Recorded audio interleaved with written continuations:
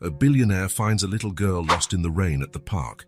She looks at him and asks, "Did you come to take me home, Daddy?" When he hears her mother's name, he's completely paralyzed. The rain was pouring hard that October night. Michael Carter walked quickly through the empty park, his leather briefcase protected by his coat, as he tried to shield himself under an umbrella, fighting against the wind. His expensive Italian shoes, flawless that morning, were now soaked and muddy. He cursed under his breath, thinking about the hellish day he had just endured. The meeting with the investors had been a disaster. Figures that didn't add up, poorly prepared presentations, and incompetent subordinates. Michael was 35 years old and already the CFO of Nexus Capital, a position many would take decades to achieve. But that night, he wondered if the price had been worth it. The shortcut through the park would save him 10 minutes on his way to his apartment. 10 minutes he planned to use to review reports before bed. It was always like that. Work, more work, and then a bit more work. His life had revolved around that, ever since Emily Hayes had left it 5 years ago. He was so lost in thought that he almost tripped over the small figure standing in the middle of the path. Michael stopped abruptly, dropping his briefcase into the muddy ground. "Damn," he cursed, and only then did he realize he wasn't alone. A little girl stood right in front of him, completely drenched. Her pink dress, now darkened by the water, clung to her small, trembling body. Her dark brown hair dripped over her shoulders, but it was her eyes that paralyzed Michael, huge, brown, and filled with an inexplicable hope. "Did you come to take me home, Daddy?" The words hit Michael like a punch to the stomach. "Daddy?" He looked around, searching for anyone who could explain what was happening. The park remained deserted. I think you're confusing me with someone else," he said, crouching to her eye level. His voice came out harsher than he intended. The girl shook her head decisively. "No, you're Michael." "I know because my mum has a picture of you." Michael felt his heart skip a beat. "How do you know my name? Who is your mother?" "Emily," the girl answered, as if it were the most obvious thing in the world. "Emily Hayes." Time seemed to freeze. Michael remained there, kneeling in the mud, feeling the rain drench him completely while Emily's name echoed in his mind. Emily Hayes, the love of his life. The woman he had left behind in the name of ambition. What's your name?" he managed to ask, his voice almost a whisper. "Olivia," she smiled, revealing a small gap where a tooth was missing. "Olivia Hayes Carter. I'm 4 years old." Michael did the math quickly. It was possible. Emily had ended things with him 5 years ago. If she'd been pregnant then... "Are you cold, Olivia?" he asked, trying to control the tremor in his voice. She nodded, hugging herself. Without a second thought, Michael took off his coat and placed it over her shoulders. The coat swallowed her small figure completely, but at least it would keep her dry and warm. "Let's get out of this rain, okay? There's a cafe right over there." He pointed to the lights on the other side of the park. "We can have something warm, and you can tell me more about your mom." Olivia smiled and, to Michael's surprise, stretched out her little hand toward him. He hesitated for a moment before accepting it. It was so small and so trusting. "Mommy said one day you would find me," she said as they walked together under the umbrella, now tilted to protect her. She was right. The cafe was almost empty at that hour of the night. A sleepy attendant cast a curious glance at the man in a soaked suit, and the little girl wrapped in an adult coat that looked more like a blanket on her. "A hot chocolate for the girl," Michael ordered, "and a coffee, really strong for me." They sat at a table in the back. Michael grabbed some paper napkins and tried to dry Olivia's hair, which she seemed to find more amusing than anything else. "You're not very good at this," she laughed. "Mommy does it like this." And she demonstrated a rubbing motion on her hair that somehow looked much more effective than Michael's clumsy attempts. "Sorry, I don't have much practice," he admitted. Looking at her now, under the cafe's light, Michael felt a lump in his throat. Her eyes were Emily's, the specific shade of brown he'd never seen in anyone else. But the shape of her face and her chin, they were undeniably like his.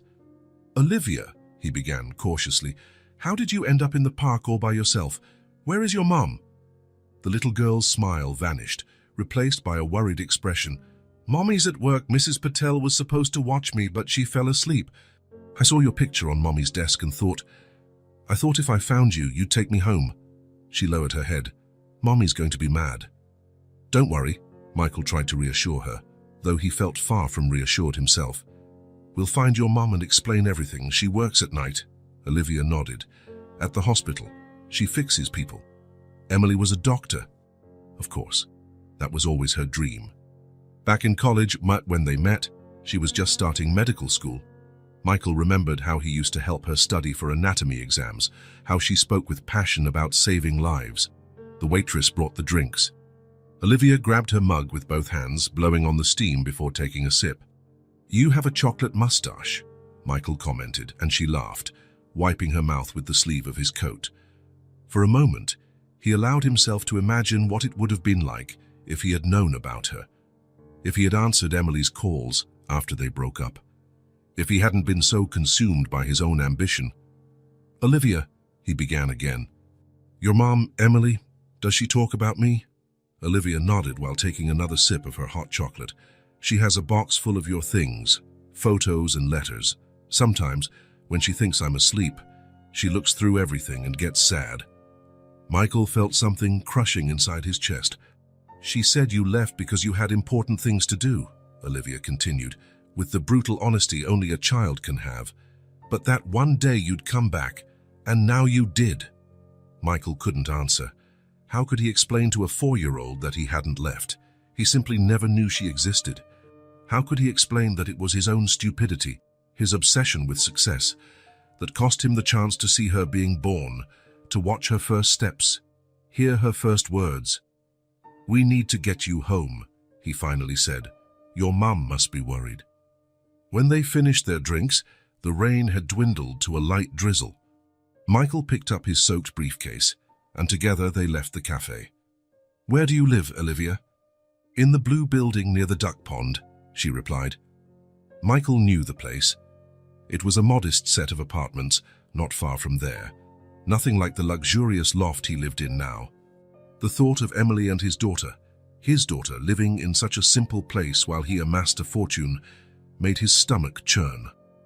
The walk to the apartment was short, but for Michael, it felt like a journey through all of his past choices. Olivia talked non-stop, telling him about her school, her friends, her pet fish named Bubbles. Michael absorbed every detail like a man dying of thirst in the desert. When they reached the blue building, Olivia guided him to the 3rd floor, apartment 303. Michael hesitated before knocking. What would he say to Emily? How would he explain the unexplainable? But Olivia didn't give him time to think. She knocked on the door with her tiny hand, calling out, Mommy, look who I found. For several seconds, nothing happened. Then hurried footsteps, the sound of several locks being opened. The door swung open. Emily Hayes looked exactly as Michael remembered and completely different at the same time. Her brown hair, once long down her back, now barely reached her shoulders. There were new lines on her face, worry lines, exhaustion, responsibility, but her eyes, the same eyes Olivia had inherited, the eyes he saw in his loneliest dreams. First came relief on her face at seeing Olivia, then pure shock at recognizing Michael, and then something he had never seen before in her eyes, anger. Olivia, she exclaimed, pulling her daughter inside and positioning herself protectively in front of her. Where were you?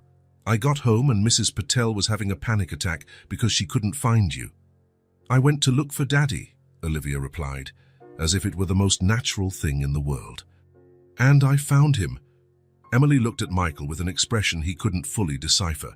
There was anger, certainly, but also confusion, fear, and something else, something that looked terribly like pain. What are you doing here? She asked, her voice low and controlled, clearly so Olivia wouldn't catch the tension. I found her in the park, alone in the rain, Michael explained. She called me Daddy and... Emily, I didn't know. I swear I didn't know. Emily closed her eyes for a moment, as if gathering strength. Olivia, honey, go change out of those wet clothes. Now. But Mommy... Now, Olivia. The little girl looked between the two adults, sensing a tension she didn't fully understand. Reluctantly, She went inside, leaving Michael and Emily alone in the hallway. "You need to leave," Emily said, the moment Olivia disappeared into the apartment. "Emily, please." "No," she interrupted, her voice a furious whisper. "You have no right to just show up after 5 years. No right to confuse her like this, no right to mess up our lives." "I didn't know about her," Michael tried again, his voice pleading. "If you'd just let me explain." "Explain what?" Emily cut him off. "That you were too busy climbing the corporate ladder to take my calls, that you blocked me everywhere after we broke up. That when I finally managed to speak to your secretary, she said you didn't want any distractions from the past." Each word was like a knife, and the worst part was that Michael knew they were all true. "Please," was all he could say. "She's my daughter." Emily let out a bitter, humorless laugh. "Now she's your daughter. Where were you when I spent 20 hours in labor? Where were you on the nights when she had a fever and I didn't know what to do? Where were you on birthdays, Christmases, her first steps, first words?" Michael had no answer. There was no excuse to erase 5 years of absence. "Mommy," Olivia's voice came from inside the apartment. "Is Daddy staying for dinner?" Emily closed her eyes, exhausted. When she opened them, Michael saw something in them that scared him more than anger, resignation. "Do you want to come in?" she asked, her voice suddenly tired. "She won't sleep until we have this conversation, and I have an early shift tomorrow." It was more than Michael had hoped for. "Yes, thank you." The apartment was small but cozy. Toys scattered across the living room floor, a stack of children's books on the couch, colorful drawings on the fridge held up by magnets. It was a home he should have helped build. Olivia appeared wearing star-patterned pajamas, her hair still damp but now combed. "Daddy, do you want to see my room? I have lots of books and—" "Olivia," Emily interrupted gently. "We need to talk. Why don't you go get your cereal while I speak with your dad?" The little girl nodded and ran to the kitchen. Emily waited until she was out of earshot to turn to Michael. "I tried to tell you," she said, without preamble. "I called you for weeks after I found out about the pregnancy. I sent emails, messages. I even went to your office once, but they wouldn't let me up." Michael felt shame burn his face. He vaguely remembered missed calls. He remembered telling his assistant to filter every call that wasn't from clients or associates. At the time, he was trying to get over the breakup, throwing himself into work, avoiding anything that reminded him of her. "When I realized you truly didn't want to hear from me, I made my decision," Emily continued. "I decided to raise Olivia on my own. It was hard. I had to pause med school for a while. Then I went back to studying at night while my mother took care of her. I graduated 2 years ago. I'm in my residency now." She spoke with a calm that Michael knew was only on the surface. He knew her too well not to sense the torrent of emotions underneath. "I never told her you didn't know about her," Emily admitted. "I thought it would be easier for her to think you were, I don't know, away, busy. That one day you might come back. It was better than the truth." "And what was the truth, in your view?" Michael asked, his voice hoarse. Emily looked straight at him. "That you chose your career over us, that you probably wouldn't have stayed even if you had known about Olivia. That, for you, nothing was more important than success." Her words hurt because they were true. Or at least, they had been true back then. Michael wasn't sure if they still were. "Olivia," came the voice of the little girl, returning with a bowl of cereal almost spilling over. Emily smiled at her daughter, a genuine smile that lit up her tired face. "Thanks, sweetheart. Why don't you eat while we talk to—" "Michael," Olivia frowned. "You mean Daddy?" Emily gave Michael a warning look before sitting beside her daughter. "Olivia," she began softly. "Remember when we talked about how some families are different? Some kids live with their mom and dad together, others just with their mom or just with their dad." The little girl nodded, chewing her cereal. "Well, our family is the kind where you live with me and Michael, your dad, lives somewhere else." Olivia seemed to think about this for a moment, but now he's back. He can live with us. Michael felt his heart clench. Emily took a deep breath, searching for patience. "It's not that simple, honey. Adults, sometimes things are complicated between adults." "Why?" That direct, simple question only a child could ask. Emily looked at Michael, and for the first time he saw a silent plea for help. "Olivia," he began, kneeling to be at her eye level. "Your mom's right. Things are complicated. I've been away for a long time, and there's a lot I need to learn about you, but I'm very happy to meet you now." "Are you going away again?" Olivia asked, her big eyes suddenly worried. Michael hesitated, glancing at Emily.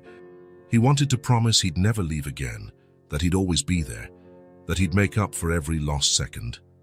But it wasn't his promise to make, not without Emily's agreement. "I'd really like to keep seeing you," he finally said. "If your mom allows it." Emily crossed her arms, her face unreadable. "Please, Mommy," Olivia begged. "Let Daddy stay." Emily looked at her daughter, then at Michael. He could see the internal battle in her eyes, the desire to protect Olivia versus the desire to give her the father she'd always wanted to meet. "We can talk about it after you finish your cereal and go to bed," Emily said at last. "It's getting late." Olivia didn't look happy about the answer, but she knew better than to argue when her mom was firm. She finished her cereal in silence. While Emily took Olivia to brush her teeth, Michael was left alone in the living room. He looked at the photos on the wall. Olivia as a newborn in Emily's arms, Olivia at 2, smiling with honey all over her face, Olivia on her first day of school. Precious moments he would never experience firsthand. Emily returned after a few minutes. "She wants you to say goodnight." Michael followed her to a small bedroom decorated with stars on the ceiling and shelves packed with books. Olivia was already in bed, hugging a well-worn plush bunny. "Good night, Daddy," she said, sleepy. "Will you be here tomorrow?" The question broke his heart. "That depends on your mom," he answered honestly. "But I hope so." He hesitated for a moment, then leaned in and kissed her forehead. "Good night, Olivia." Back in the living room, a heavy silence fell between the adults. Emily got straight to the point. "What do you really want, Michael?" He considered his answer carefully. "I want to know her. I want to be part of her life." "Why? Because you suddenly feel guilty?" "Because she tugged at your heartstrings when she called you Daddy." "What happens when the novelty wears off and you go back to your busy life?" They were fair questions. Questions Michael himself wasn't sure he could answer. "I don't know how to prove I'm serious," he admitted. "I only know that when I saw her today, something changed inside me. I can't undo the last 5 years, Emily, but I can be here from now on if you let me." Emily sighed, running her hand over her short hair. "It's not that simple. She's already attached to you, and she barely knows you. If you come into her life and then walk away, it would destroy her." "I won't walk away," Michael promised. Emily let out a dry laugh. "Excuse me if I don't trust you. Our history doesn't give me any reason to—" She was right, of course. Michael had lost her trust a long time ago, and he knew words wouldn't be enough to win it back. "What do you suggest then?" he asked. "Because I'm not giving up on her, Emily, not now that I know about her." Emily thought for a long moment. "We can start slow. Supervised visits. No making her big promises you can't keep. No expensive gifts trying to make up for lost time." It was more than he'd hoped for. "Thank you, Emily. Really," she nodded, exhausted. "I'm not doing this for you. I'm doing it for her." Olivia always wanted to meet her dad. Michael wanted to say more, wanted to apologize for everything, wanted to explain how empty the last 5 years had been, despite all his professional success. But he knew this wasn't the time. "I'll go then," he said, standing. "Can I come back tomorrow after your shift?" Emily hesitated, then nodded. "At 6. Don't be late." "And Michael, yes. If you hurt her, if you come into her life only to leave again, I will never forgive you. Never." The threat was real, and Michael knew it. But for the first time in years, he was sure of what he wanted, of what really mattered. "I won't disappoint her," he promised, and this time he meant to keep it. 3 weeks had passed since the meeting in the park. Michael drove his Audi to Emily's apartment for the 3rd time that week. His personal assistant had already gotten used to rearranging his schedule to accommodate these visits, and the partners at the firm had begun to notice his earlier departures and emails answered after midnight. He parked near the Blue Building and took a deep breath. In the days following their reunion, he had tried to process the complete turnaround in his life. A daughter, 4 years of absence, a family he never knew he had. As always, he took the stairs instead of the elevator. Emily lived on the 3rd floor, and he used those 2 extra minutes to gather his thoughts. When he knocked on the door, Emily answered, wearing hospital scrubs and looking tired. "Hi," she said curtly. "Olivia's almost ready." Michael stepped inside. The apartment was no longer strange to him. He knew the second-hand couch Emily had bought when she moved in, the small kitchen table with mismatched chairs, Olivia's toys that seemed to scatter no matter how often they were put away. "Rough shift?" he asked, trying to break the ice. Emily shrugged. "The usual. 12 hours in the ER, 2 last-minute surgeries." Even in her exhausted state, Michael couldn't help but admire her. In 5 years, she had managed to graduate from medical school, start her residency, and raise a daughter, all on her own. "Daddy!" Olivia shouted, running out of her room and leaping into his arms. Michael's heart still skipped a beat every time she called him that. He lifted her up and pretended he was going to topple over from her weight. "Wow, you've gotten so big. What's your mom been feeding you? Fertilizer?" Olivia giggled, showing the new front tooth growing where there used to be a gap. "Are we going to the park?" "Can we feed the ducks?" she asked with those big eyes Michael found impossible to refuse. "If your mom says it's okay," he replied, glancing at Emily. It was always like this. Every decision, every outing, always subject to Emily's approval. Part of him understood and respected it. It was the arrangement they had made. Another part resented the restrictions, the constant sense of being tested. "Go ahead," Emily said, checking the time. "But be back by 5. She needs a bath before bed." "I can give her a bath," Michael offered. It wasn't the first time. Emily shook her head. "I need to go over some schoolwork with her tonight." There was always a different excuse. In 3 weeks, Michael still hadn't been allowed to handle Olivia's nighttime routine by himself. No tucking her in, no bedtime stories. It was part of the established arrangement that Emily was not yet ready to alter. "All right," he agreed, swallowing his frustration. 5 o'clock sharp. Olivia was already by the door, clutching a bag of stale bread they kept to feed the ducks. "Behave," Emily said, kissing the top of her daughter's head. Then, to Michael in a lower tone, "No sweets before dinner this time." He nodded, embarrassed for having broken that rule on his last visit. Olivia knew exactly how to get what she wanted from him, and he was still learning how to say no to that face. In the park, Olivia ran ahead, full of the boundless energy only a 4-year-old can have. Michael followed a few steps behind, always watchful. Since meeting her, he had developed a new kind of fear he'd never known before, a constant worry that something might happen to her. A fall, a stranger, an illness.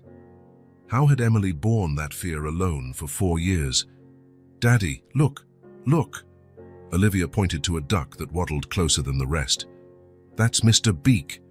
"I named him that because he always comes first." Michael smiled, crouching beside her. He was fascinated by how she saw the world, how she created names and stories for everything around her. "How do you know it's the same duck every time?" he asked, genuinely curious. Olivia looked at him as if he'd asked the silliest question on earth. "Because he has a little black spot on his neck, see?" she pointed. "The others don't have it." Michael looked more closely, and indeed, the duck had a small mark, distinguishing it from the others. "You're very observant." "Mommy says I'm going to be a scientist," she answered, tossing a piece of bread. "Or an astronaut. Or a duck veterinarian." "You can be whatever you want," Michael said, immediately realizing how cliché it sounded. But it was true. Looking at this little girl, he could imagine all the possibilities ahead of her. After feeding the ducks, Olivia wanted to go to the playground. Michael watched her go down the slide, use the swings, and climb the monkey bars. She was fearless, a trait she clearly hadn't inherited from him. Michael had always been calculating, planning every step carefully. "Look what I can do, Daddy." She was hanging upside down on one of the bars, her face red from the blood rushing to her head. "Careful." He ran over, arms extended to catch her if she fell. "Mommy lets me do this all the time," Olivia protested. Michael doubted it, but he didn't want to contradict her. "Still, I feel better if you come down now." With an exaggerated sigh only a child can manage, Olivia obeyed. Walking back to the apartment, Olivia insisting on jumping in every puddle she could find, despite Michael's half-hearted protests, he reflected on how these visits, while wonderful, also painfully highlighted everything he had missed. She told him about her favorite teacher, a trip to the beach last summer, how Emily had cried when she pinched her finger in the door. Stories of a life that had gone on entirely without him. Back at the apartment, Emily seemed to have used the time to rest a bit. She still wore her hospital scrubs, but had washed her face and tied up her hair. "Did you have fun?" she asked, helping Olivia out of her muddy shoes. "Yes, Mr. S." Beak came to say hi, and then I showed Daddy how I hang upside down like you showed me and breathe between sentences, Liv, Emily laughed, a sound Michael still found rare and precious. "She was amazing," he commented, looking at Emily. "You've done a wonderful job with her." Emily studied him for a moment, gauging the sincerity of the compliment. "Thank you," she finally replied, her voice softer. "It wasn't easy." Such small openings were rare, moments where her defenses dropped enough for Michael to glimpse the Emily he had once known and loved. "Can I stay for dinner?" he asked, seizing the moment. "I promise not to get in the way." Emily seemed about to refuse, as she always did. But Olivia jumped in. "Please, Mommy, Daddy can help me with my alphabet homework." "You have homework?" Michael asked, surprised. "Already?" "Just coloring letters," Emily explained. "She's learning the alphabet." The idea of being involved in Olivia's schooling filled Michael with an almost childlike excitement. "I can definitely help with that." Emily relented, as she often did when Olivia asked, "Okay, dinner's simple, just pasta with tomato sauce." "My favorite," Olivia exclaimed, running to get her activity book. During dinner, Michael observed the dynamic between mother and daughter, how they sometimes communicated without words, how Emily knew exactly how much sauce Olivia liked, how she cut her bread into triangles because squares are boring. These small rituals spoke of an intimacy built over years. He felt both part of it and a complete outsider at the same time. After dinner, while Olivia colored letters, R in purple because it was her favorite color that week, Michael helped Emily with the dishes, something she reluctantly allowed. "How's work?" she asked, more out of politeness than genuine interest, he suspected. "Good," Michael replied, drying a plate. "I've had to rearrange my schedule a lot." "My assistant hates me a bit now." Emily raised an eyebrow. "Is that a problem?" "No," he answered quickly. "Not at all. It's just different. Before, work was everything. And now?" Michael looked toward the living room, where Olivia was humming as she colored. "Now I realize I was building the wrong life." Emily didn't respond, but he noticed a slight tremble in her hands as she rinsed a glass. "I attend all her school meetings," she said suddenly, "even when I have a shift. I've slept on her bedroom floor when she had a fever. Once I sold my watch, the one my dad gave me when I graduated, to pay for the fridge repair because all her milk was spoiling." Michael felt as though each word was a brick being placed between them. "Emily, No," she cut him off. "I'm not telling you this to make you feel guilty. I'm telling you because I want you to understand. Being a parent isn't just taking her to the park and buying ice cream. It's choosing her always, above everything." "I know that," he replied, though he was only beginning to grasp how deep that commitment ran. "You think you know." Her tone wasn't accusatory, just tired. "But it's only been 3 weeks, Michael. What happens when it's no longer a novelty? When you have an important meeting on the same day as her ballet recital, when she's sick at 3 in the morning and needs someone?" It was a valid concern, and Michael knew it. Until a few weeks ago, he'd never have sacrificed an important meeting for anything or anyone. "I want to learn," he said simply. "I want to be the father she deserves." Emily sighed. "I hope so." "Because she's already head over heels for you, and if you leave again, it would break her." Before Michael could respond, Olivia came into the kitchen carrying her activity book. "I'm done. Look, Daddy, I colored the M for Michael in blue because it's the color of the sky and you're tall like the sky." Michael laughed, taking the book. "Wow, that's the most beautiful M I've ever seen." He knelt to her level, and Olivia used the opportunity to throw her arms around his neck in a tight hug. "I love you, Daddy," she said, with the simplicity and honesty only a child can have. Michael felt his throat close up. It was the first time she had said that.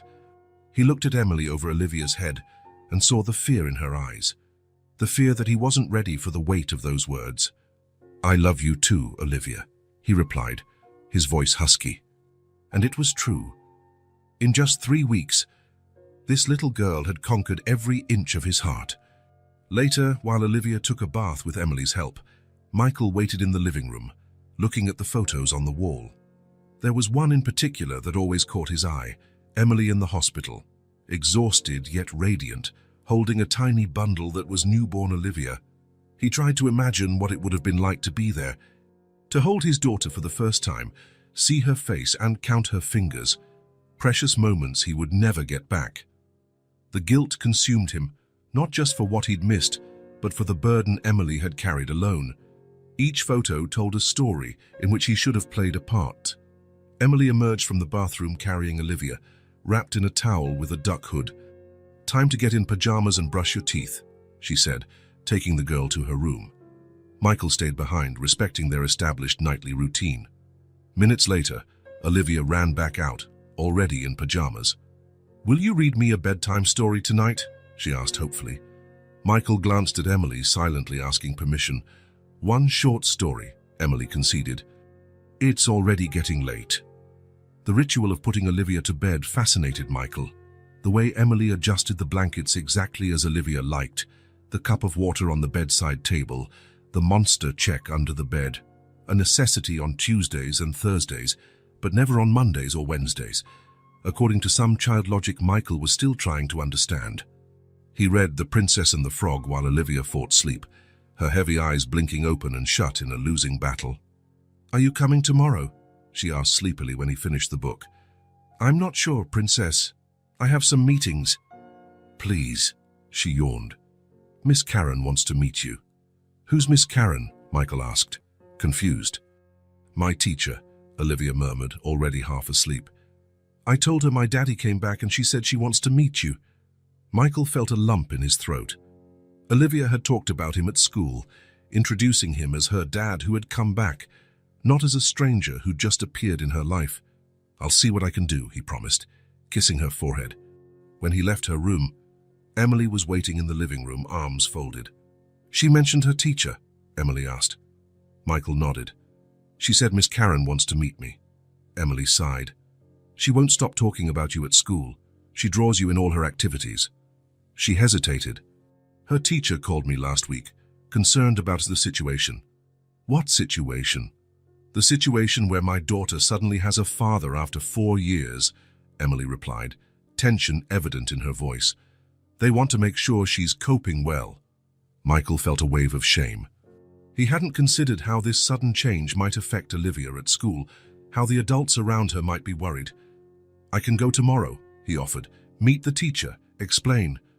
To his surprise, Emily nodded. "I was actually going to suggest that we can pick her up together. I leave the hospital early tomorrow." It was a small step, but a significant one. The first time Emily suggested they do something together as, not exactly a family, but close to it. "Thank you," Michael said, genuinely grateful. As he was about to leave, he paused at the door. "Emily?" "Yes?" "I know I can't make up 4 years in 3 weeks. I know you don't trust me yet, and you have every right not to. But I want you to know I'm fully committed to her, to both of you." Emily didn't reply immediately. When she spoke, her voice was soft. "It's hard to believe that after years of you showing other things were more important. I know, but I hope one day you'll see I've changed." Olivia changed everything. Emily only nodded, neither confirming nor denying the possibility. It was the most he could hope for right now. Walking down the steps of the building, Michael reflected on how his life had turned upside down in just a few weeks. Before Dio, his penthouse, his cars, his professional achievements had seemed like the pinnacle of success. Now it all felt empty compared to an afternoon in the park with his daughter, compared to having Emily's trust again. For the first time, he fully realized what he had lost by choosing his career over everything. and he promised himself that somehow, no matter what it took, he wouldn't make that same mistake again. A light morning breeze ruffled Olivia's hair as she walked hand in hand with Michael. It had been 2 months since that night in the park, and now taking her to school 3 times a week had become part of his routine. "So then Miss Karen said my family drawing was the most colourful in class," Olivia chattered away, swinging her lunchbox in her free hand. "I drew Mommy in a white coat, you with a blue tie, and me in the middle."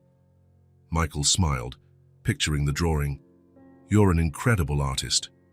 "So incredible I'm going to be famous one day," she declared, with the unwavering confidence only a child can have. At the school entrance, other children arrived with their parents. Michael noticed some of them glancing his way. By now it wasn't exactly news to see him there, but it still drew curiosity. He was the dad who had shown up in Olivia's life. "Daddy, you remember there's a meeting after class today, right?" Olivia asked, adjusting her small backpack already too full with the things Emily always packed. "Of course I remember," Michael said. "I'll be here at 3. Olivia smiled and threw her arms around his waist. "Love you, Daddy." Every time she called him that without hesitation, Michael felt his heart swell. "Love you too, Princess." He watched her run inside, joining a group of friends. He was so absorbed in the scene that he didn't notice Emily approaching. "I thought you'd be at work by now," she commented, startling him. "I changed some meetings," Michael replied, turning to face her. "I didn't want to miss today's meeting." Emily wore her hospital scrubs under a coat, clearly on her way to a shift. Her face showed the fatigue of someone who'd slept little. "Thank you for doing this," she said, and Michael sensed genuine appreciation in her tone. "It would have been hard for me to leave the hospital." "No problem. It's the least I can do." They walked together to the parking lot in uncomfortable silence. After 2 months, Michael still felt the barrier Emily kept between them.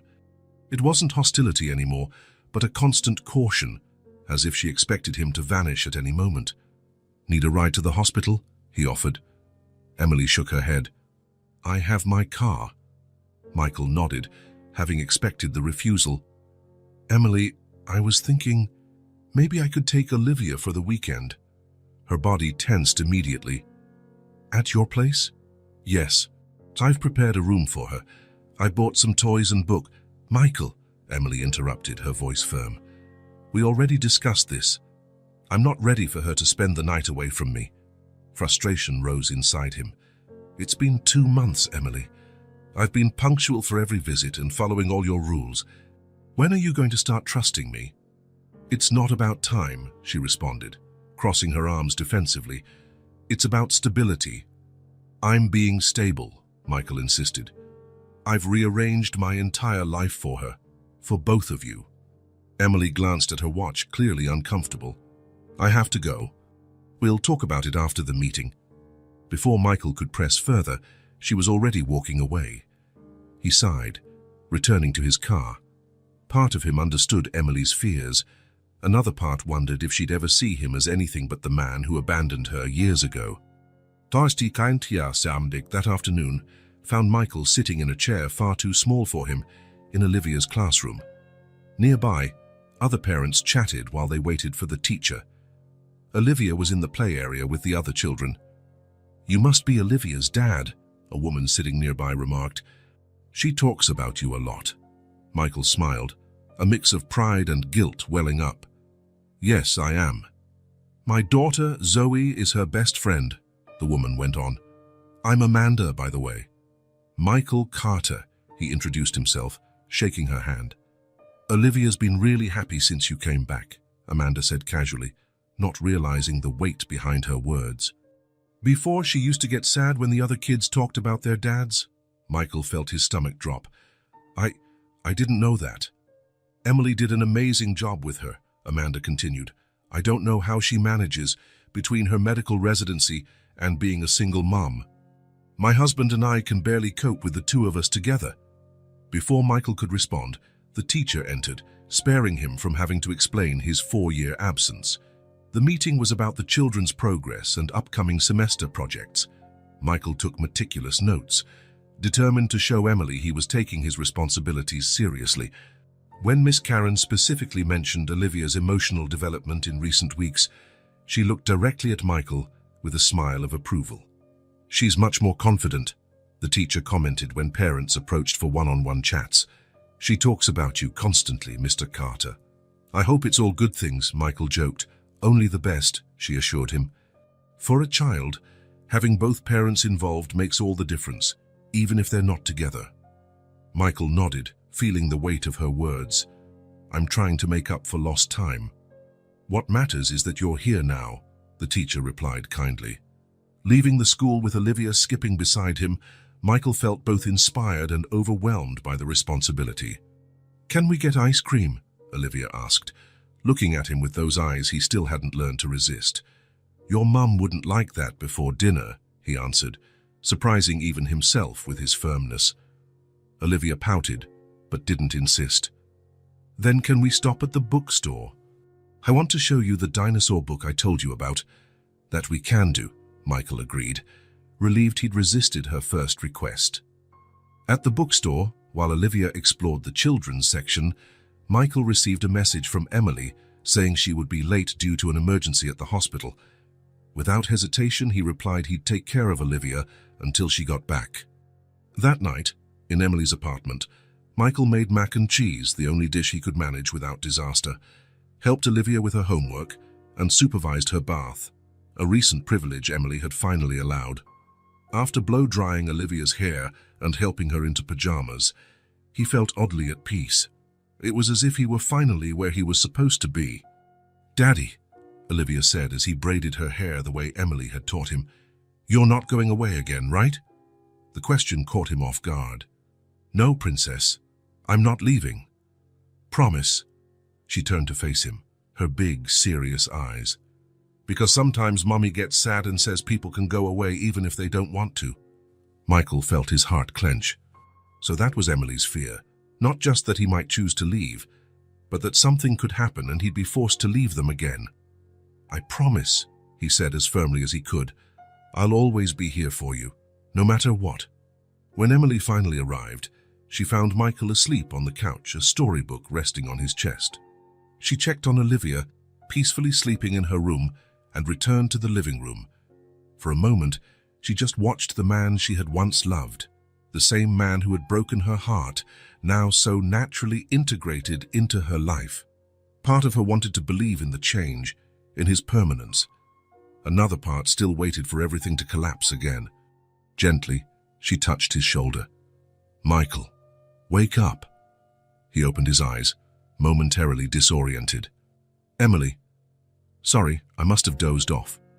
"It's okay," she replied, sitting in the armchair across from him. "Thank you for taking care of her."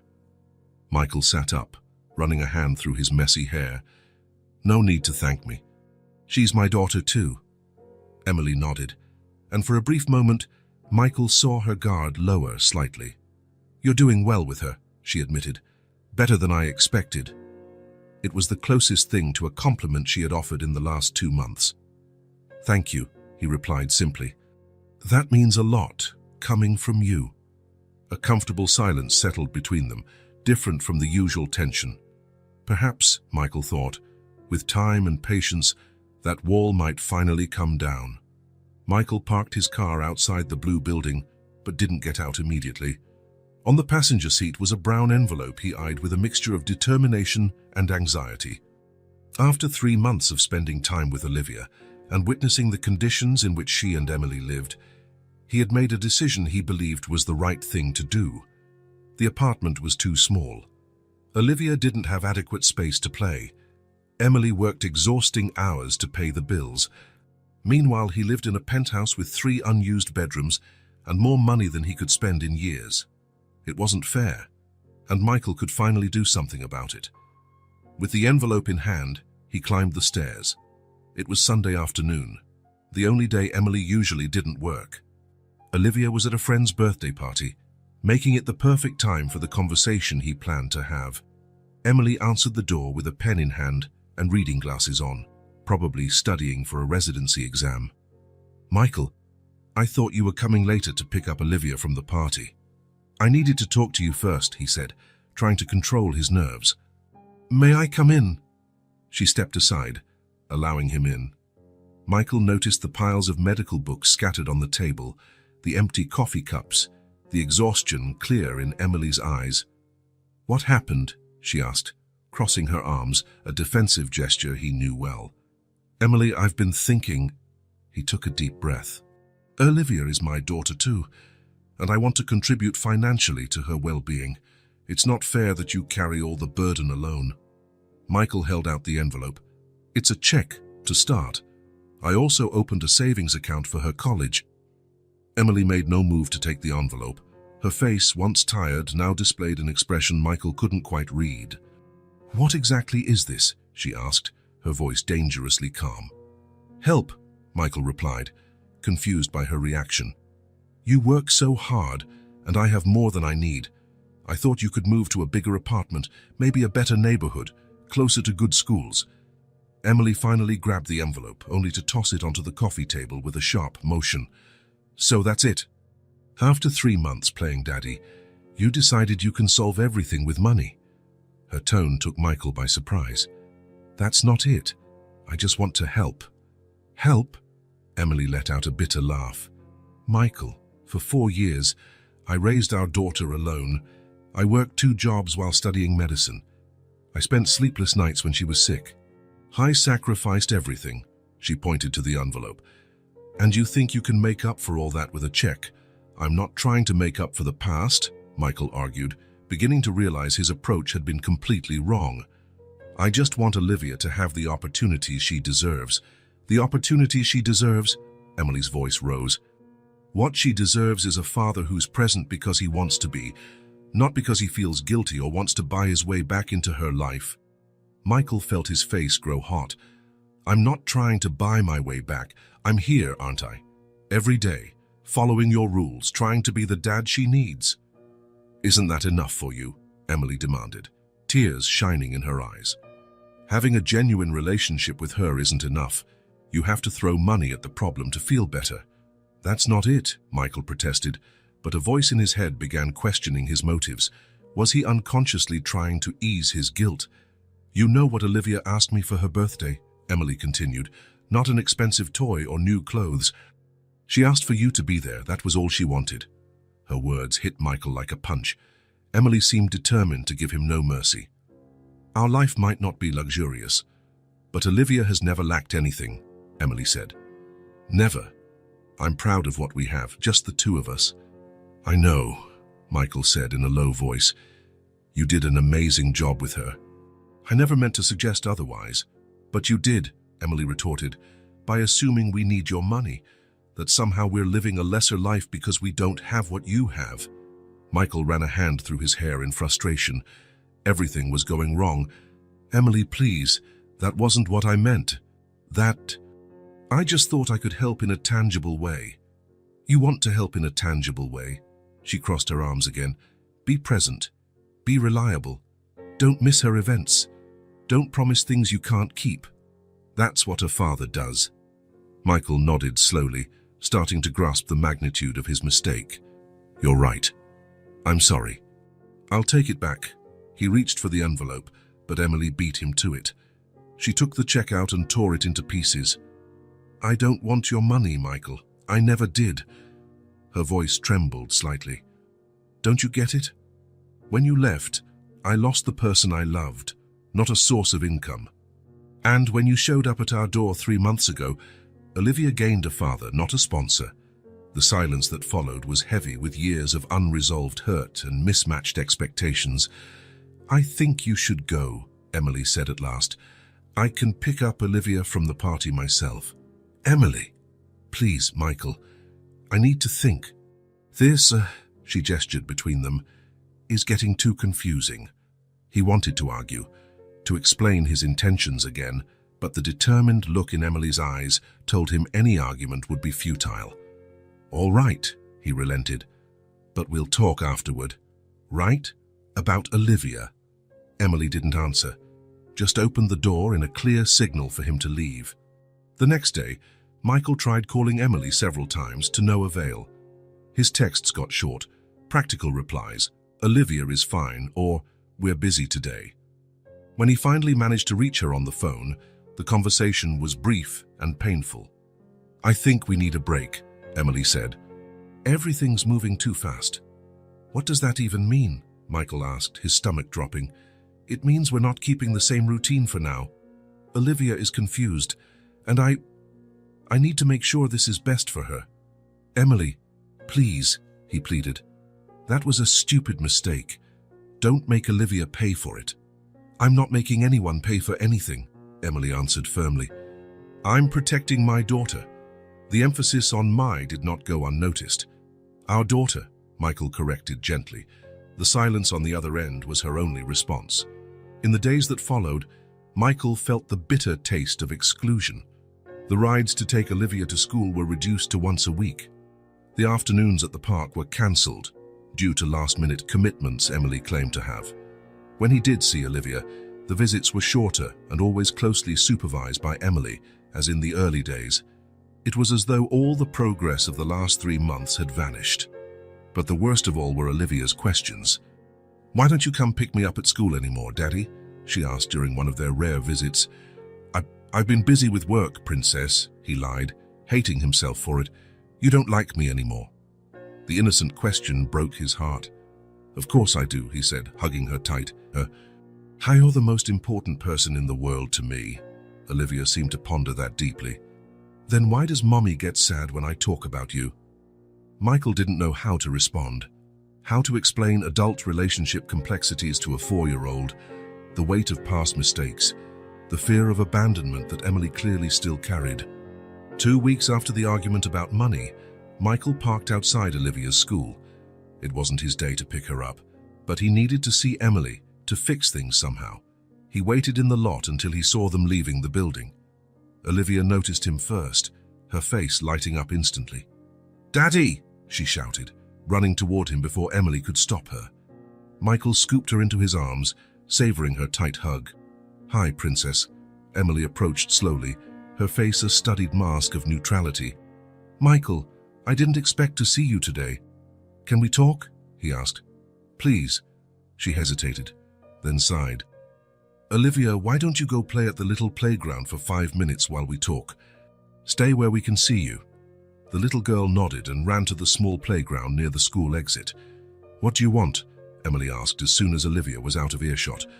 "I want to apologize again," Michael said bluntly. "And I want to know what I can do to fix this." Emily looked at Olivia on the swing, then back at Michael. "You really don't get it, do you?" she asked, more tired than angry. "Then explain it to me," he pleaded. "Because I'm trying, Emily. I'm really trying to be the father Olivia deserves."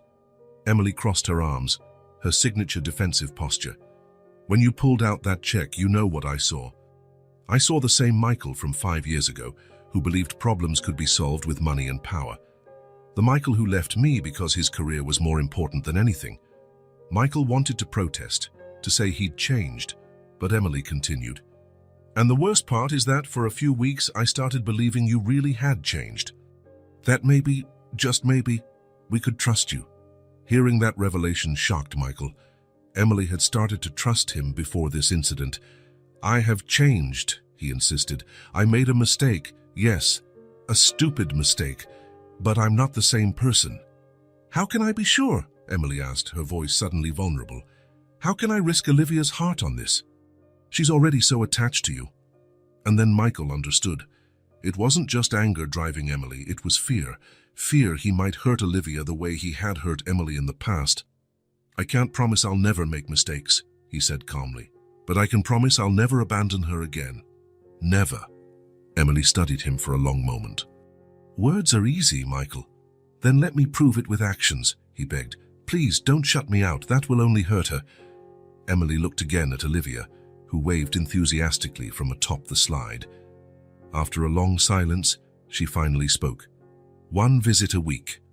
Supervised. We'll start over slowly." It wasn't what Michael had hoped, practically back to square one, but it was better than nothing. "Thank you," he said sincerely. As he said goodbye to Olivia that day, promising to see her over the weekend, Michael knew he had a long road ahead. He had made a fundamental mistake by trying to use money to solve emotional issues. the very behavior that had driven Emily away years ago. Driving home, he reflected on how he would have to change his approach completely. It wouldn't be with grand gestures or quick fixes that he'd regain Emily's trust. It would be with consistency, patience, and humility. For the first time, Michael understood that rebuilding a family wasn't like closing a business deal or buying a company. There were no shortcuts, no monetary values involved. It was a slow process, made of small moments, of commitments upheld, of promises kept day by day. And if that meant starting all over again, stepping back 10 paces just to move forward one again, he would do it, for Olivia. And maybe, one day, for Emily too. It had been almost a month since Michael last saw Olivia. A month of unanswered calls, terse text messages, and cancelled visits. After the money incident, Emily had built an even higher wall between them, and none of Michael's arguments seemed to penetrate her resolve to protect Olivia. By the third week without news, he'd reached his limit. The photos of Olivia on his phone, her drawing on his fridge, the little bedroom he'd prepared for her in his penthouse, they all reminded him of what he was missing. One Wednesday morning, Michael made an impulsive decision. Instead of going to the office, he drove to Olivia's school. He knew he was breaking Emily's rules, but desperation took over. He needed to see his daughter, even from a distance. He parked across the street, far enough not to be immediately noticed, but close enough to see the school entrance. Soon, the children would arrive for class. He just wanted a glimpse, some reassurance that Olivia was okay. The minutes dragged. Parents and kids began filling the sidewalk in front of the school with chatter and colorful backpacks. And then, finally, he saw her. Olivia got out of Emily's car, her hair in 2 imperfect braids. Emily had never been great with hairstyles. She wore a purple dress and carried her unicorn backpack, chatting excitedly with her mum. Michael's heart tightened. She looked fine, at least. She didn't seem to be suffering from his absence as he was from hers. Maybe that was for the best. Maybe Emily was right to keep him away. He was about to start the engine and leave when the unthinkable happened. Olivia glanced in his direction, as if a sixth sense had alerted her. Her eyes widened in recognition, and before Emily could react, she shouted, "Daddy! Daddy!" Then she was running, ignoring Emily's calls, crossing the sidewalk with the speed only an excited child can muster. "Daddy, I knew you'd come back." Michael stepped out of the car, unable to resist. His heart pounded so hard it felt like it would burst. He knelt, arms open, ready to receive his daughter. But before Olivia could reach him, Emily appeared, grabbing her arm firmly but without hurting her. "Olivia, no!" Emily said, pulling her back. "Go back to school now." "But it's Daddy!" Olivia protested, tears forming in her eyes. "He came back." "You said he'd come back." Emily ignored her daughter's protests and looked directly at Michael. Her gaze was fierce, but he could see something else too: hurt, disappointment, maybe even pity. "What are you doing here?" she asked, her voice low and controlled, clearly trying not to make a scene in front of the school. "I just wanted to see her," Michael said, feeling both justified and guilty. "It's been almost a month, Emily." She shook her head. "You can't do this. You can't just show up whenever you feel like it." "Daddy, why don't you come see me anymore?" Olivia interrupted, her little face confused. "Are you mad at me?" The question tore Michael apart. "No, princess. I could never be mad at you. It's just that your mom and I—" "Michael," Emily cut him off. "Don't do this." She turned to Olivia. "Sweetheart, go inside now. Miss Karen is waiting. I promise we'll talk about this later." "But now, Olivia." The firmness in Emily's voice left no room for argument. Olivia cast Michael one last, tearful look before reluctantly obeying. She glanced back several times as she walked away. Once Olivia was out of earshot, Emily turned on Michael, furious. "How dare you? Coming to her school like this, unannounced. Do you have any idea what this does to her?" "What it does to her?" Michael shot back, anger flaring. "What do you think you're doing by keeping me away? She thinks I abandoned her, Emily." "That I don't love her anymore. Don't you dare blame me," Emily hissed. "You were the one who ruined everything with that arrogant stunt, thinking you could fix our problems with money, like we were one of your business ventures. I made a mistake, Michael conceded, a stupid mistake. But I didn't deserve to be completely cut out of her life. Emily glanced around, noticing a few parents looking their way. She stepped closer to Michael, lowering her voice. I can't let you pop in and out of her life as you please, Michael. She needs stability, and I don't know if you can give her that. Her words felt like a punch to Michael's gut. I would never leave her voluntarily. Never. Words, Emily repeated, tired. You've always been good with words. But when things get tough, when they don't go your way, what happens then? Michael wanted to protest, say it wasn't fair, that he had changed. But looking at Emily's exhausted face, into eyes that had seen their child born and grow up alone, he realized words really wouldn't suffice. What do I need to do? He finally asked. What do I have to do to prove I'm here to stay? Emily studied him for a moment. I don't know if there's anything you can do, she answered honestly. Maybe it's too late. I don't believe that, Michael said firmly. I won't give up on her or on you. A flash of surprise crossed Emily's eyes, but she quickly masked it. I have to go. I'm already late for work. She turned to leave, but stopped after a few steps. Michael? Yes. Don't come back here. Not like this. If you want to see Olivia, it has to be on my terms. And with that, she walked away, leaving Michael alone with the painful realization that he had complicated things once again, but also with a renewed determination. If words weren't enough, he would show with actions just how much Olivia, and yes, Emily too, meant to him. The following week, Michael didn't try calling Emily. He didn't show up at the school unannounced. He didn't send expensive gifts or attempt to buy his way back into their lives. Instead, he started doing something different. On a Saturday morning, he signed up as a volunteer for the charity fair Olivia's school would hold the next weekend. He didn't mention he was a parent. He didn't ask to be placed in any special role. He simply offered his time and skills. On the day of the fair, he arrived early, helped set up booths, carried heavy boxes, and did everything he was asked without complaint. From a distance, he saw Emily and Olivia arrive. He saw the moment Olivia spotted him, how her eyes lit up, and how she tugged on Emily's sleeve, pointing in his direction. Emily looked surprised, then suspicious. But Michael only waved discreetly and continued working, not trying to approach them. He was there to help, not to force a meeting. Later, while manning the refreshment stand, Olivia appeared alone. Hi, Daddy, she said timidly, as if afraid he might vanish any second. Hi, Princess, he replied, heart pounding. Are you having fun at the fair? She nodded, glancing around nervously. Mommy's buying popcorn. She doesn't know I came to see you. Michael felt a knot in his throat. She might be upset if she finds you here, Olivia shrugged. Maybe, but I missed you. She looked at him with those big brown eyes. Why don't you visit us anymore? It's complicated, Olivia, he said honestly. Sometimes grown-ups disagree on things, but that doesn't mean I don't love you. I do. More than anything. Then why don't you tell Mommy? Olivia asked. With a child's simple logic, Michael offered a sad smile. I have, but sometimes saying it isn't enough. I have to show it. How?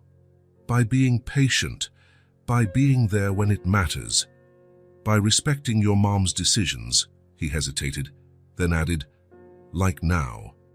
I think you'd better go back to her before she gets worried. Olivia frowned but nodded. You're not going away again. No, Michael promised. I'm not going anywhere. As Olivia ran back to Emily, Michael noticed Emily observing from a distance. Their eyes met briefly, and for a moment he thought he saw a slight nod of acknowledgement in hers. In the following weeks, Michael continued his new approach. When he learned Olivia's class would have a music recital, he showed up and sat quietly at the back of the auditorium. He didn't try to speak to Emily or Olivia, just watched proudly as his daughter sang her part and applauding with the other parents. When he heard through other parents that there would be a clean-up day at the park where Olivia played, he arrived with gloves and trash bags, working silently alongside neighbors and families. Each time, he kept his distance from Emily and Olivia, not pushing for interaction, merely making sure his presence was noticed. He was building something new, showing through actions, not words, that he was committed not just to Olivia but to the community she was part of. A month after the scene at the school, Michael was helping paint the new children's library in the neighborhood when he sensed someone approaching. "I didn't know you painted," Emily said, surprising him. Michael gave a slight smile, continuing his work. "There are many things you don't know about me." Emily watched in silence for a few minutes as he finished painting a section of the wall. She wore her hospital scrubs under a coat, probably coming straight from a shift. "I've seen you," she finally said, "at the school recital, at the park, at the fair." Michael nodded but said nothing. "Why?" Emily asked. "Why didn't you call? Why didn't you insist? Why didn't you try to convince me to let you see Olivia?" He put the paintbrush down and turned to face her. "Because you were right," he admitted. "Words are easy, and you don't trust me. Not yet. So I thought maybe actions would be more convincing."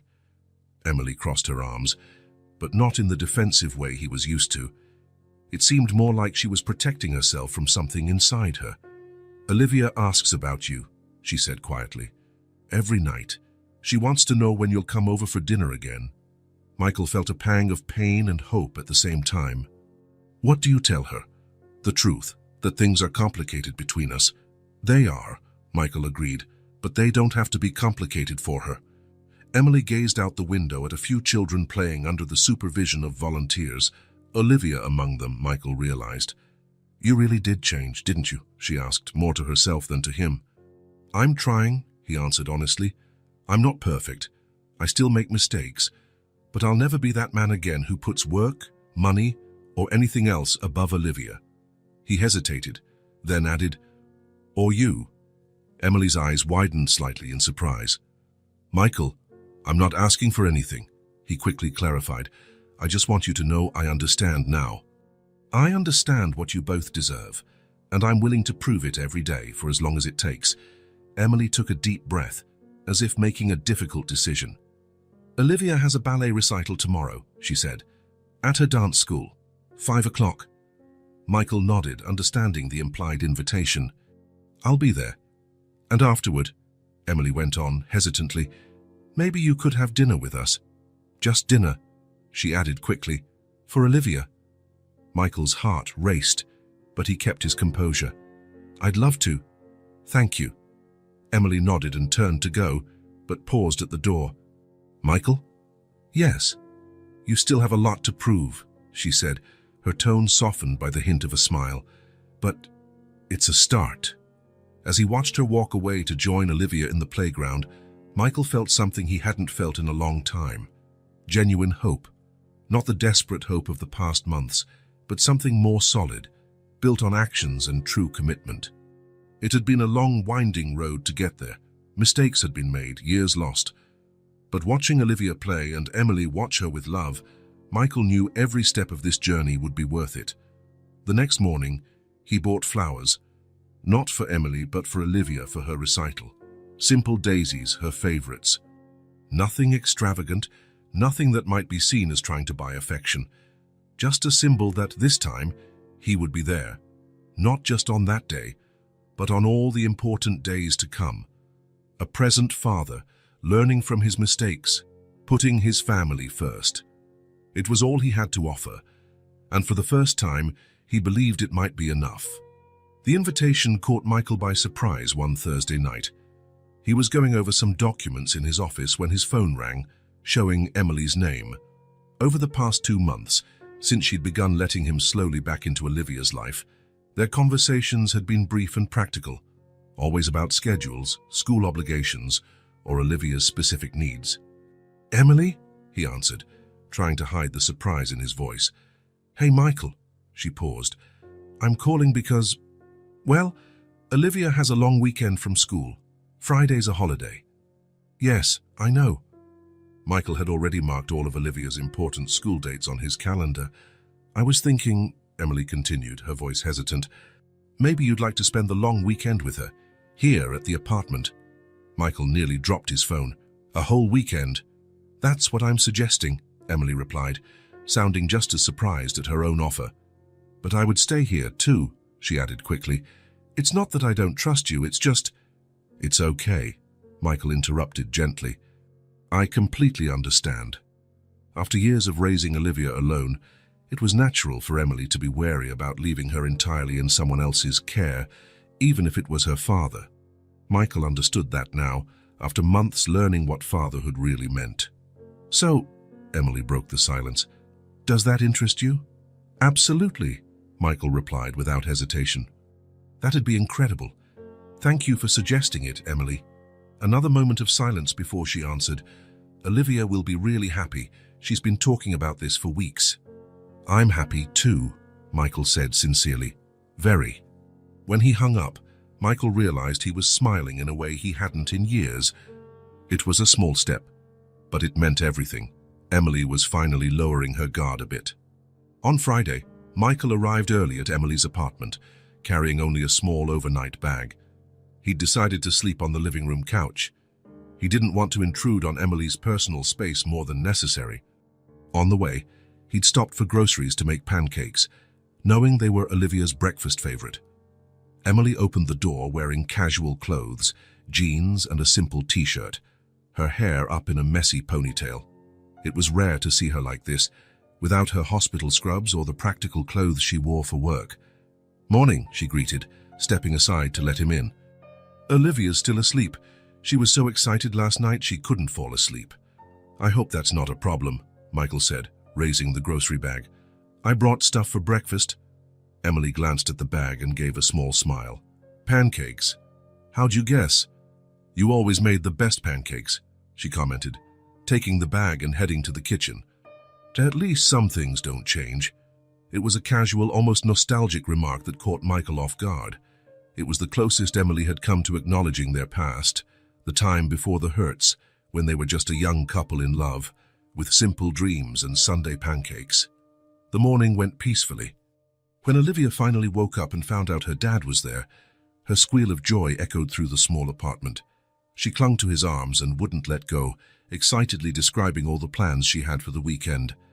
Emily watched from a distance, a cup of coffee in her hands, an unreadable expression on her face.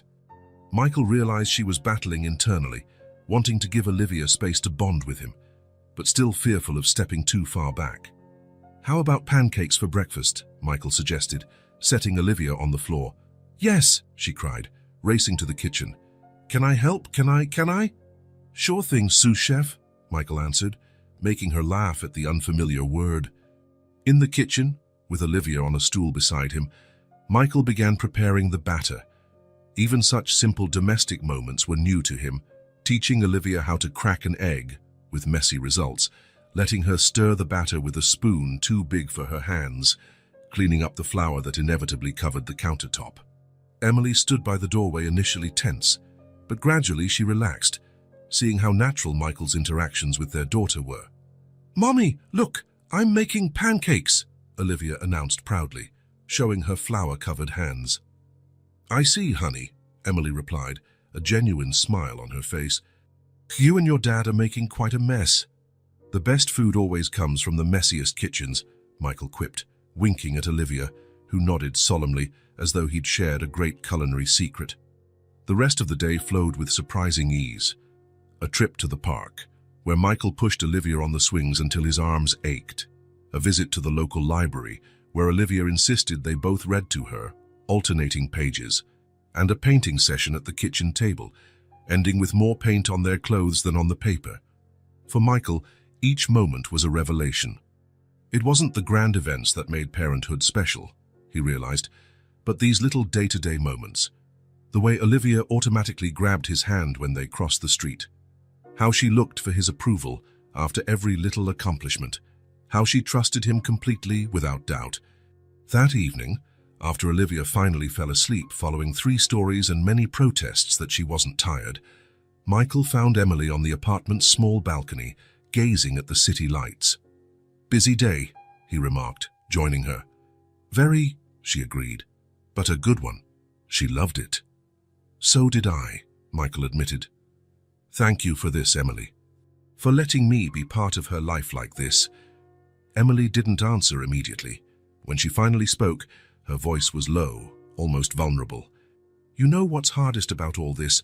seeing how good you are with her, how natural it seems, like you've always been here." She paused. "Makes me wonder how it would have been if—" She didn't finish, but she didn't need to. Michael could fill in the blanks. If he hadn't chosen his career over her, if he'd answered her calls 5 years ago, if he'd been there from the start. "I'm sorry," he said simply. There were no justifications that could change the past. "It's not just Olivia I'm afraid for," Emily continued, still looking at the lights instead of him. "It's me, too. Trusting you again, even just as her father, it's scary." Her honesty disarmed Michael completely. "I understand," he replied. "I don't expect you to trust me right away. I know I have to prove, day after day, that I'm here to stay, that I won't disappear when things get tough." Emily finally turned to face him, her eyes reflecting the balcony's soft light. "You were everything to me, Michael," she said, her voice so quiet he could barely hear. "We had so many plans, a home, kids, a life together. Then suddenly your career mattered more than anything, more than us." The pain in her voice was tangible, reminding Michael just how deeply he had hurt her. He hadn't just thrown away a relationship, but their shared future, the dreams they'd had. "I was an idiot," he admitted. "I thought I was building a better life for us, but I was really just chasing my own ego. Success, money, recognition. I thought that was what mattered. And now?" "Now?" Michael glanced inside the apartment, toward the room where Olivia slept. "Now I know none of it is worth it without the people we love, without you, without Olivia." The silence between them was laden with emotions unspoken, with years of hurt, and perhaps new possibilities. "Mommy? Daddy?" Olivia's sleepy voice came from the balcony door, startling them both. She stood there rubbing her eyes, her worn plush bunny dragging on the floor. "What is it, honey?" Emily asked, maternal instincts kicking in instantly. "Did you have a bad dream?" Olivia shook her head. "I woke up and you weren't there. I thought—" She didn't finish, but she didn't need to. The fear of being left alone was clear in her big eyes. "We're here," Michael assured her, kneeling down to her level. "We were just talking." Olivia nodded, looking relieved. Then, as if recalling something important, she said, "Wait here, I have to show you something." Before either adult could respond, she was gone, back into the apartment. Emily and Michael exchanged puzzled looks. Minutes later, Olivia returned carrying something that looked like an old magazine. As she got closer, Michael recognized it, an old business publication from years back featuring him on the cover. The 30 Under 30 article that had been a huge milestone early in his career. "Look, Daddy," Olivia said, showing him the magazine. "Mommy always showed me this. I already knew who my dad was." Michael looked at Emily, surprised. She had kept that magazine all these years. She had shown it to Olivia, talked about him even after all he'd done. Emily lowered her gaze, a faint blush coloring her cheeks. "I never wanted her to grow up not knowing who you were," she admitted softly. "Despite everything, you were still her father." The revelation hit Michael deeply. Even when he was absent, even when he'd hurt Emily so badly, she had made an effort to keep his memory alive for Olivia. She had never tried to erase him or paint him as the villain. "You told me stories," Olivia continued, looking back and forth between them. "About how Daddy was smart and funny, how he made the best pancakes, how one day he was going to come back." That last line made Michael glance at Emily in astonishment. "I didn't say exactly that," Emily clarified hurriedly. "I said maybe, one day, the two of you would meet." But Olivia, in her childlike interpretation, had taken it her own way. That her dad would come back to them someday. And in a strange turn of events, that had actually happened, although not in any way they could have foreseen. "Now that you're back, are you going to stay?" Olivia asked, looking directly at Michael with that disarming, childlike frankness. The question caught Michael off guard. Not for the first time, he realized just how much his presence, or absence, affected Olivia. It wasn't just about Emily's trust, but about their daughters. The child who, despite never meeting him before that day in the park, loved him unconditionally because her mother had kept his memory alive. "Yes, Olivia," he promised, his voice thick with emotion. "I'm staying. I'm never leaving again." He looked at Emily as he said it, wanting her to understand the promise was for both of them, that this time he would put his family above everything, above work, money, personal ambition. Emily didn't speak, but something in her expression shifted, a tiny crack in the wall around her heart. "Can I sleep in your bed tonight?" Olivia asked innocently, providing a brief, awkward moment as the adults recalled that, in her mind, they were still a traditional family. "You can sleep in my bed," Emily answered gently, "and your dad will be on the couch, remember?" "But—" Olivia started to protest, confused. "It's okay, Princess," Michael interjected quietly. "What matters is that we're all here, right? And tomorrow, when you wake up, we'll make more pancakes together." That seemed to satisfy her. With another yawn, she held out her arms to be carried. To Michael's surprise, Emily gestured for him to pick her up. "You can put her to bed," she offered. "I think she'd like that." It was a small gesture, but it meant a lot. Emily trusting him with one of the most intimate, precious tasks of parenthood, tucking their daughter in. Holding Olivia in his arms, Michael carried her to the bedroom. He gently set her down, adjusted the blankets, and kissed her forehead. "Good night, Daddy," she murmured, already half asleep. "Good night, my love," he replied, a wave of emotion so intense it nearly floored him. When he returned to the living room, he found Emily putting the old magazine away in a box. She seemed slightly embarrassed at being caught. "You kept that all this time," Michael observed. Not really a question, more an admiring statement. Emily shrugged, trying to appear casual. "I thought one day she might want to know who her father was." "Thank you," Michael said sincerely, "for not erasing me from her life, for giving her a positive image of me, even when I didn't deserve it." Emily finally met his gaze, and for the first time in a long time, there was no anger or distrust, just a soft acceptance. "I made mistakes too, Michael," she admitted. "Maybe I should have tried harder to tell you about the pregnancy. Maybe—" "No," he interrupted gently. "None of this was your fault. It was mine, for being so obsessed with my career that I couldn't see what was right in front of me." Emily nodded slowly. "The past is the past. What matters now is Olivia." "And the future," Michael added cautiously. "Our future, together or apart as her parents." "Yes," Emily agreed, "the future." They both knew there was still a long road ahead. Trust, once broken, doesn't heal overnight. It would take time, patience, and dedication to fully mend old wounds. But that night, as the silence settled in the small apartment, something fundamentally changed between them. A first step had been taken, not only by Michael on his path to redemption, but by Emily as well, on her path to trust again. And maybe, just maybe, that small step could eventually lead to a new road, different from what they'd imagined years ago, but just as valuable. A road where Olivia would grow up with both parents in her life, working together to give her everything she needed, especially the love they both had in abundance. And perhaps that small step might one day guide them toward healing the rift, forging a new bond that neither had dared to hope for before. Snowflakes fell softly outside the window, creating a perfect postcard scene.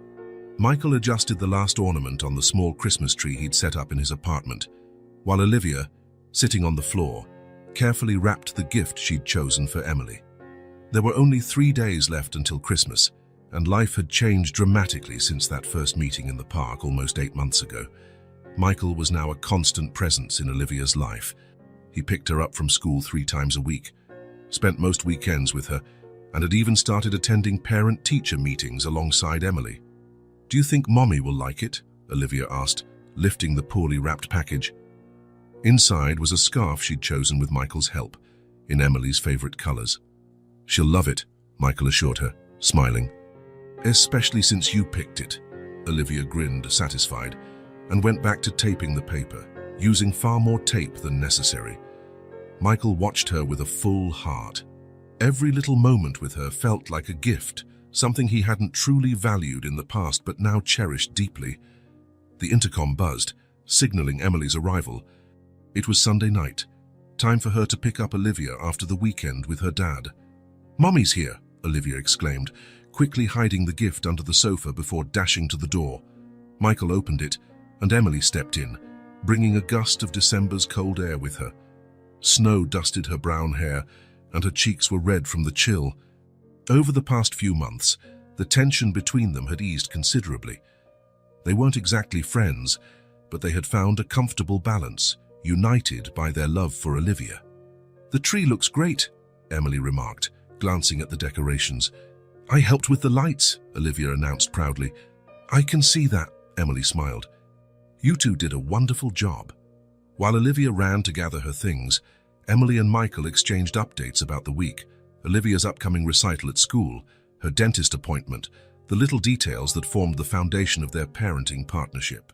"So," Emily began, hesitant, "about Christmas?" "Yes," Michael nodded.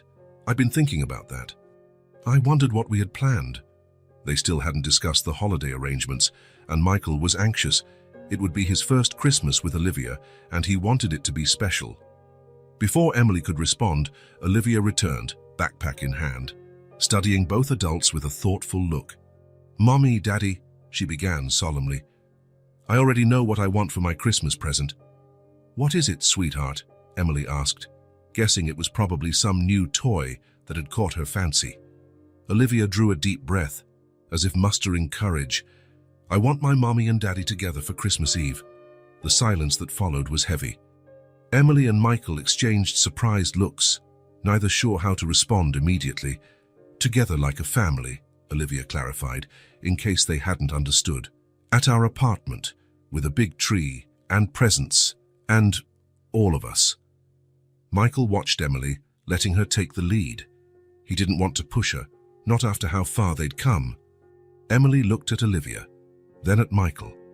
He could see the conflict in her eyes, the desire to fulfill her daughter's wish versus the fear of raising expectations that might not be met. "Well," Emily began cautiously, "I guess we can do that. A Christmas Eve dinner together." Olivia's face lit up with a smile so radiant it wiped away any lingering doubt.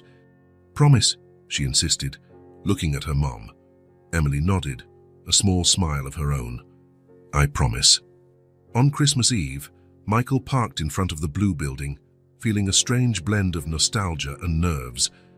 On the passenger seat lay the carefully wrapped presents, for Olivia, for Emily, and one for them all, a photo album he'd assembled documenting the last few months.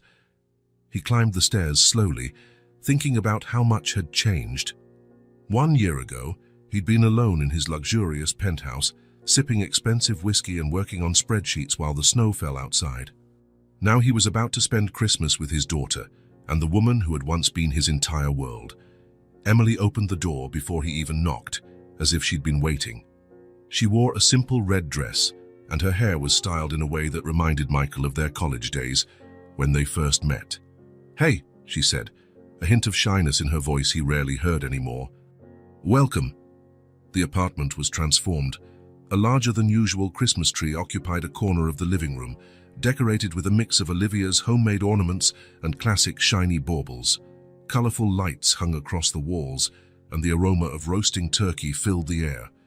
"Daddy," Olivia ran to him, dressed in a green velvet dress that made her look like a little elf. "How you came?"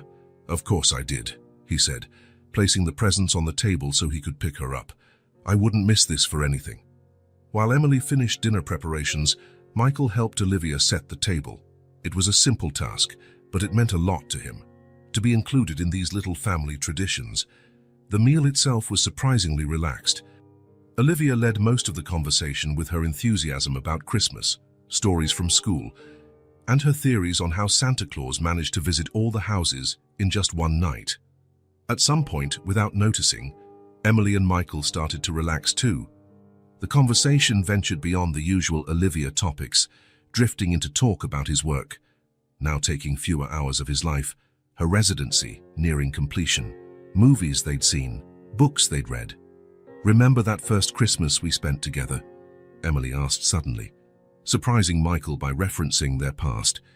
"In the dorm with that tiny plastic tree," Michael chuckled at the memory, "and the takeout because neither of us could cook. Pepperoni pizza and a cheap bottle of wine," Emily recalled with a smile. "Was that wine?" Michael teased. "I thought it was vinegar with dye." They both laughed, and Olivia looked from one to the other, fascinated by this side of her parents' relationship she'd never seen. "Were you boyfriend and girlfriend?" she asked, curious. Emily and Michael exchanged glances, not quite sure how to explain their history to a 4-year-old. "Yes," Emily answered simply. "Before you were born, we were together. And you loved each other," Olivia pressed as only children can. Another silence, heavier this time. "Yes," Michael said finally, looking straight at Emily. "We loved each other very much." Emily held his gaze for a moment, something indescribable passing between them, before she looked down at her plate. After dinner, they gathered around the tree to open presents. Olivia's pile was the largest, of course, the result of two parents wanting to compensate for past Christmases they hadn't spent together. When it came time for the adults, Olivia insisted Emily open her gift first. She tore the clumsy wrapping to reveal the scarf Olivia had so carefully chosen. "It's beautiful, Olivia," she exclaimed, wrapping it around her neck immediately. "Daddy helped me pick it out," Olivia explained, "but I chose the colors because they're your favorites." Emily glanced at Michael, gratitude in her eyes. "You two did a wonderful job. I'll wear it every day." When Michael opened his gift from Olivia, a handmade picture frame with a photo of the three of them on a recent picnic, he had to fight back tears. Lastly, Michael handed his gift to Emily. She opened it carefully, revealing a delicate necklace with a star-shaped pendant. "It's lovely," she said, genuinely surprised. "Thank you, Michael." "Turn it over," he suggested softly. Emily flipped the pendant, finding a small inscription on the back, "For the star that guided my way back home." Her eyes met his, filled with an emotion she didn't try to name or hide. After Olivia finally fell asleep, exhausted from the excitement of the day, Emily and Michael found themselves alone in the living room, each holding a glass of wine, far better than the one they'd shared in college. "Thank you for this," Michael said sincerely, "for letting me be part of her Christmas, a part of yours." Emily nodded, swirling the wine in her glass. "It was a good day. Better than I expected, honestly." "Me too," Michael admitted. A comfortable silence settled, broken only by the soft glow of the Christmas lights and the occasional crackle from the small fireplace. "You know," Emily said at last, "you really have changed, haven't you?" The question took Michael by surprise. "I hope so," he answered honestly. "I'm trying at least. It's not just trying," she said. "You can see it in how you look at Olivia, how you rearranged your life for her. You're a good father, Michael." Her words hit him deeply. Coming from Emily, who'd seen the worst of him, her praise meant everything. "I almost missed out on this," he reflected, gazing at the tree. "I almost lost what truly matters, chasing things that, in the end, mean nothing." Emily studied him. "And now I know where my true wealth lies," he said simply. "In Olivia, in our family, whatever form that takes now." Emily remained silent for a moment, and Michael respected that pause. He knew that despite their progress, there were still wounds that took time to fully heal. "I'm not ready for a relationship," she finally said, voicing what had hovered between them. "I don't know if I ever will be." "I understand," Michael assured her. "I'm not asking for that. I just want to be here for Olivia. And for you as a friend, if you'll let me." Emily gave a small smile. "I think we're doing a pretty good job as parents, aren't we? All things considered." "Better than I ever could have hoped," Michael agreed. When he prepared to leave, Emily walked him to the door. On the threshold they paused, a moment of uncertainty hanging in the air. "Merry Christmas, Michael," Emily said finally, leaning in to lightly kiss his cheek. "Merry Christmas, Emily," he replied, the warmth of her touch lingering long after he left. Driving back through snow-covered streets, Michael thought about the day. It wasn't the traditional family he'd once pictured years ago. There were no guarantees he and Emily would become a couple again, but what they had built was just as valuable. A partnership built on mutual respect and a shared love for Olivia. The trust that had been shattered was slowly being rebuilt. And perhaps, he mused as the snowflakes drifted outside, that was enough for now. To be present, to be the father Olivia deserved, to build something new from the ashes of the past. The future was still uncertain, but one thing Michael knew: he would never again take his family for granted. He would never again put professional success above the people he loved. He would never again lose sight of what truly mattered. Because now he understood, with a clarity he'd lacked for years, that the true measure of a life wasn't in professional achievements or material possessions, but in the love given and received, in the shared moments, in small traditions like a Christmas Eve dinner with the people who mattered. And in that sense, at last, Michael Carter could consider himself a truly wealthy man.